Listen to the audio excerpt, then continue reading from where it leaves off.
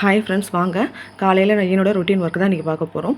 நான் இப்போ சாமி கும்பிட்டுட்டேங்க. காலையில் சாமி கும்பிட்ட உடனே டேரெக்டாக உங்களுக்கு கிச்சன் தான் காட்டுறேன். கிச்சன் உங்களுக்கு டேரெக்டாக நான் காட்ட சொல்லவே தெரியும். சிங்க்கும் க்ளீனாக இருக்கும், பாத்திரம்லாம் விளக்கி வச்சுருப்பேன்.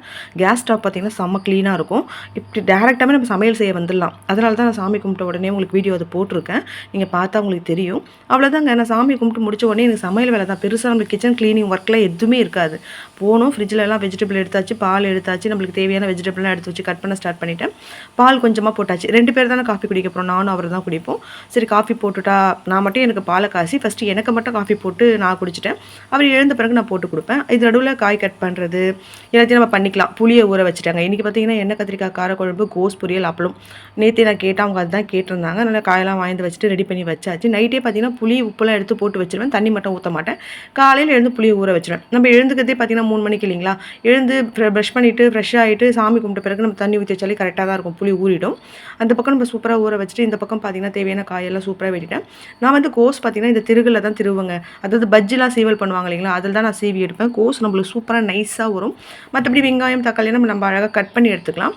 இந்த பக்கம் கோஸ் தான் தாளிச்சிட்டேன். காலையில் எழுந்து ஃப்ரெஷ்ஷாக கோஸ் பொரியல் ஃபஸ்ட்டு அதுதான். காஃபி குடித்தோன்னா கோஸ் பொரியல். இது பார்த்திங்கன்னா ரொம்ப பிரம்மாண்டமாலாம் கிடையாதுங்க. கடுகு, சீரகம், கொஞ்சமாக உளுந்த பருப்பு, பூண்டு தோலோடு தட்டி போட்டுட்டு கோஸ் நம்ம சீவி வச்சுருக்கோம் இல்லைங்களா, அந்த கோஸ் வெங்காயம் வதங்கின பிறகு போட்டுட்டு கொஞ்சமாக மஞ்சள் தூள் போட்டுட்டு நல்லா தண்ணியே ஊற்றாதீங்க. நல்லா வதங்கி வந்த பிறகு தேங்காய் நல்லா துருகி போட்டுக்கோங்க. உப்பு கொஞ்சம் கம்மியாக போட்டுக்கோங்க. மூடி போட்டு வச்சிட்டிங்கன்னா தண்ணியே ஊற்றாமல் கோஸ் உங்களுக்கு உதிரி உதிரியாக சூப்பராக வெந்து வந்துடும். இந்த பக்கம் எண்ணெய் கத்திரிக்காய் காரக்குழம்பு.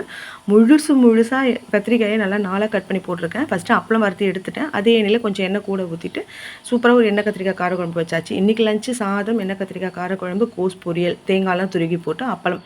இதுதான் இன்றைக்கி லஞ்சு. ரொம்ப சிம்பிள் லஞ்சு தான், ஆனால் சூப்பர் லஞ்சு. பசங்களுக்கு பிடிச்சதை நம்ம செஞ்சு கொடுக்க சொல்ல அவங்களுக்கு ஒரு ஹாப்பி. அது இல்லாமல் லஞ்ச் பாக்ஸ் நம்மளுக்கு காலியாக வரும். அதுதான் நம்ம இஷ்டப்படி ஏதோ ஒன்று நம்ம செஞ்சு கொடுத்தா கண்டிப்பாக சாப்பிட மாட்டாங்க.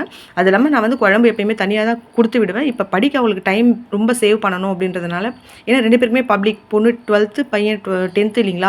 ஒரு 5 நிமிஷம் கூட நம்ம வீண் பண்ண வேணாம் அப்படின்றதுக்காகத்தான் நம்மளால் முடிஞ்ச அளவுக்கு இந்த வாட்டி இப்போலாம் நான் கலந்தே கொடுத்து அனுப்பிச்சிடுறேன் சாப்பாடு. ஏன்னா கொஞ்சம் சாப்பிட்டுட்டு உட்காந்து படிக்கிறாங்க 2 பேருமே, அதுக்காகத்தான். அதுக்கப்புறம் இங்கே பாருங்கள், நான் லஞ்ச் பாக்ஸ்லாம் ரெடி பண்ணி அவங்களுக்கு ஹாட் வாட்டர்லாம் ஊற்றி சூப்பராக ரெடி பண்ணி வச்சுட்டு உடனே நான் கிச்சனை வந்து க்ளீன் பண்ண வந்துட்டேன். எப்பயுமே நம்ம கிச்சன் வந்து நம்ம நீட்டாக வச்சுக்கிட்டாலே நம்மளுக்கு ஒரு நல்லா இருக்கும், ஒரு பீஸ்ஃபுல்லாக இருக்கும். நம்ம கிச்சன் வரப்பெல்லாம் அப்படியே நம்மளுக்கு ஒரு நிம்மதியாக இருக்க மாதிரி இருக்கும். நீங்கள் ட்ரை பண்ணி பாருங்களேன், கண்டிப்பாக சூப்பராக இருக்கும்.